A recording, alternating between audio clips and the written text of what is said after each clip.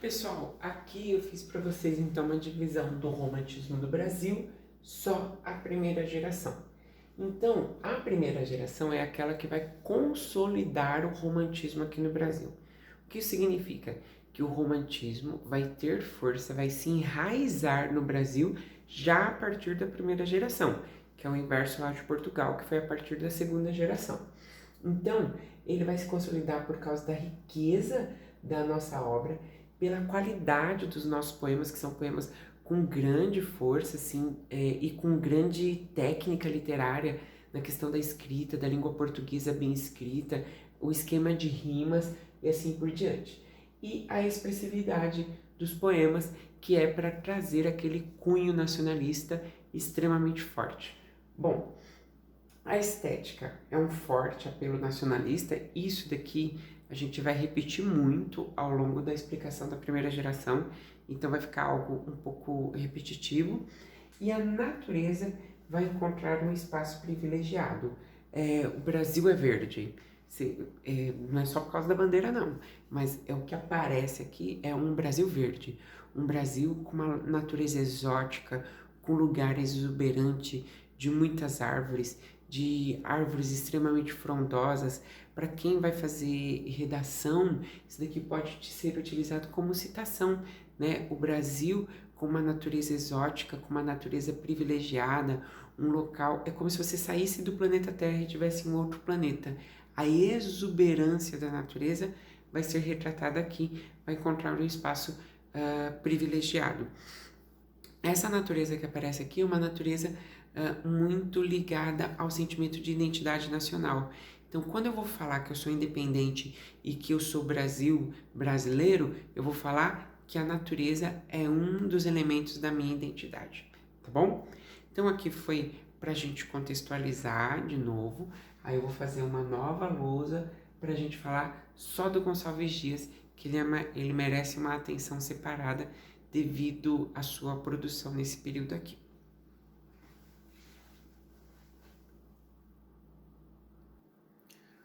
Bom, pessoal, aqui eu fiz então um quadro só do Gonçalves Dias, e o Gonçalves Dias vai trazer o índio como elemento central de sua poesia.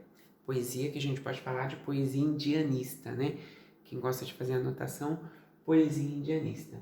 A representação do índio, ela vai acontecer de modo idealizado. Por quê? O índio que aparece no texto do Gonçalves Dias não é o índio de verdade verdadeira. É um índio aqui que mais apresenta características europeias do que, de fato, características indígenas. Então, um exemplo que eu posso dar para vocês é que esse índio ele anda nu pela floresta, seminu pela floresta, ele caça, ele corre, ele sabe ter o contato com a natureza, tudo, mas ele senta à mesa, ele tem valores do cristianismo, ele acredita em Deus, ou seja, esse índio, ele é um índio com características europeias, ele é idealizado. Isso é uma característica, a idealização é uma característica romântica, né? Porque a gente idealiza para transformar a realidade de acordo com o nosso sentimento, sem contar que o autor aqui ele tem a liberdade de criação, porque o romantismo dá essa liberdade para ele. Então, essa representação do índio é uma representação idealizada, não é o índio de verdade verdadeira, é um índio construído para trazer o herói nacional. Então, o índio ele é o nosso herói. Por que ele é o nosso herói? Por que ele é o elemento central? Se nós declaramos a independência e nós estamos com o sentimento de identidade nacional, eu preciso apresentar um herói para essa nação, o índio. Por que o índio? Porque o índio é filho da terra. O índio é do Brasil. O Brasil é formado por negros, brancos e indígenas. Negros e brancos vieram do exterior para cá. O índio não, ele é daqui, ele é brasileiro. O índio é filho da terra. Por isso que o índio é escolhido para ser o nosso herói nacional, porque se nós declaramos a independência e queremos mostrar o sentimento de identidade nacional, nós precisamos de um herói aqui do Brasil, o índio, tá bom? O índio apresentado aqui de forma idealizada, eu coloquei aqui 3 adjetivos: coragem, bravura e bondade, mas o índio do romantismo é mais do que isso. Ele tem Ele tem uma nobreza de caráter, ele tem uma honra sem igual. O índio é sempre muito bonito, muito valente, um índio que faz de tudo e mais um pouco por sua nação. Então, esse índio aqui, ele tem esses adjetivos, mas ele tem outros mais. Então, a gente pode pôr aqui, etc. Várias outras características positivas para o índio. Lembrando, ele é idealizado. Então, por isso que a gente pode dar só características positivas. Ele não tem defeitos, tá bom? O índio, ele representa o cavaleiro medieval. Gente, vamos lá no provadorismo. Eu ensinei para vocês que o cavaleiro medieval era uma figura idealizada, sempre um homem alto, forte, bonito, destemido e corajoso. Ó as características. E esse cavaleiro medieval, ele luta pelos ideais da Igreja Católica. O índio luta pelos ideais da nação brasileira. Então, ele representa esse cavaleiro. O cavaleiro luta pela igreja, o índio luta pela nação. Então, aqui é como se fosse uma cópia, uma representação do cavaleiro medieval, só que em território nacional, com características do índio nacional. Esse índio que anda seminu, em meio à floresta, assim por diante. E muda os ideais. O cavaleiro lutando pela igreja, o índio lutando pela nação brasileira.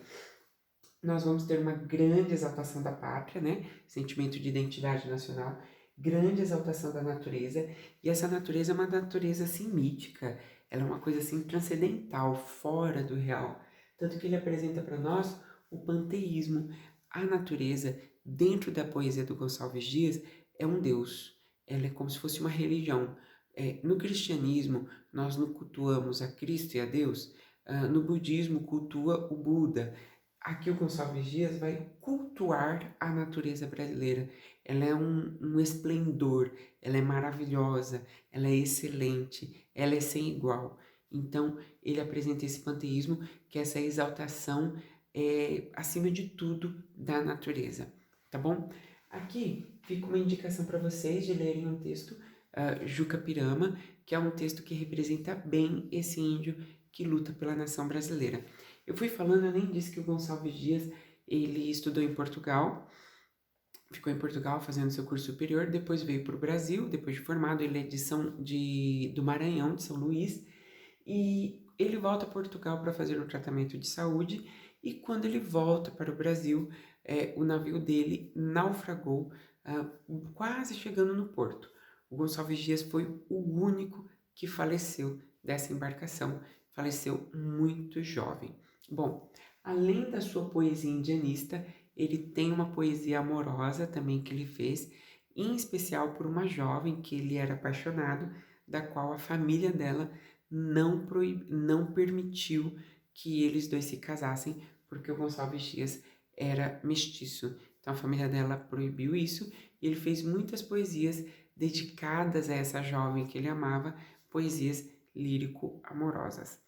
Bom, o que nos importa são as poesias indianistas, mas eu vou pegar aqui meu livro, uma outra poesia dele que é extremamente famosa, que é o Canção do Exílio, que eu vou ler aqui para vocês.